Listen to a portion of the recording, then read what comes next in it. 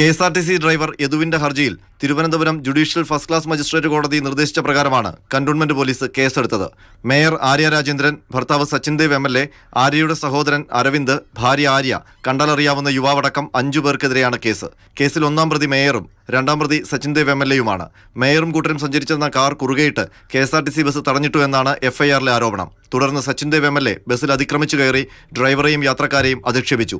ഈ ദൃശ്യങ്ങൾ റെക്കോർഡ് ചെയ്ത ബസ്സിലെ CCTV ദൃശ്യങ്ങളടങ്ങിയ മെമ്മറി കാർഡ് പ്രതികൾ സ്വാധീനം ഉപയോഗിച്ച് നശിപ്പിച്ചെന്നും FIR-ലുണ്ട്. ഇത് തെളിവ് നശിപ്പിക്കാനാണെന്നും FIR-ൽ പറയുന്നു. കൃത്യനിർവഹണം തടസ്സപ്പെടുത്തിയതടക്കം IPC 353, 447, 341, 294B, 201, 34, motor vehicle act 177 അടക്കമുള്ള വകുപ്പുകളാണ് ചുമത്തിയിരിക്കുന്നത്. ജാമ്യമില്ലാ വകുപ്പുകൾ പ്രകാരമാണ് കേസെടുത്തത്. മെമ്മറി കാർഡ് കാണാതായതിൽ ദുരൂഹത തുടരുന്നതിനിടെയാണ് തെളിവ് നശിപ്പിച്ചതിന് പിന്നിൽ മേയറും MLA-യുമാണെന്ന FIR-ലെ ഗുരുതര ആരോപണം. ഹൈക്കോടതി അഭിഭാഷകന്റെ പരാതിയിൽ നേരത്തെ മേയർക്കെതിരെ കന്റോൺമെന്റ് പോലീസ് കേസെടുത്തിരുന്നു. ജാമ്യം ലഭിക്കാവുന്ന കുറ്റങ്ങളാണ് ആ കേസിൽ ചുമത്തിയിരുന്നത്.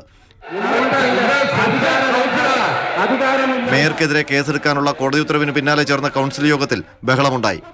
ഡ്രൈവറുമായുള്ള തർക്കത്തിൽ മേയറെ അനുകൂലിക്കുന്ന പ്രമേയം പാസാക്കിയത് അംഗീകരിക്കാനാകില്ലെന്ന് പ്രതിപക്ഷ കൗൺസിലർമാർ നിലപാടെടുത്തു. എന്നാൽ അങ്ങനെയൊരു പ്രമേയമില്ലെന്ന് മേയർ വ്യക്തമാക്കി. മേയറുടെ നടുറോഡിലുണ്ടായിട്ടുള്ള നടപടിക്രമങ്ങൾ ഒരു പാവപ്പെട്ട ഡ്രൈവറുമായി ബന്ധപ്പെട്ട വിഷയത്തിൽ ആ വിഷയം ശരിയാണെന്ന് സ്ഥാപിച്ചുകൊണ്ടുള്ള പ്രമേയം ഞാൻ വെല്ലുവിളിക്കുകയാണ്. അങ്ങനെ ഒരു പ്രമേയം ഇവിടെ പാസ്സായിട്ടുണ്ട് എന്ന് തെളിയിക്കാൻ BJPക്ക് കഴിയുമോ? തർക്കത്തിനൊടുവിൽ BJP അംഗങ്ങൾ കൗൺസിൽ യോഗം ബഹിഷ്കരിച്ചു. UDF അംഗങ്ങളും LDF അംഗങ്ങളും തമ്മിൽ ബഹളമുണ്ടായി. മാതൃഭൂമി ന്യൂസ്, തിരുവനന്തപുരം.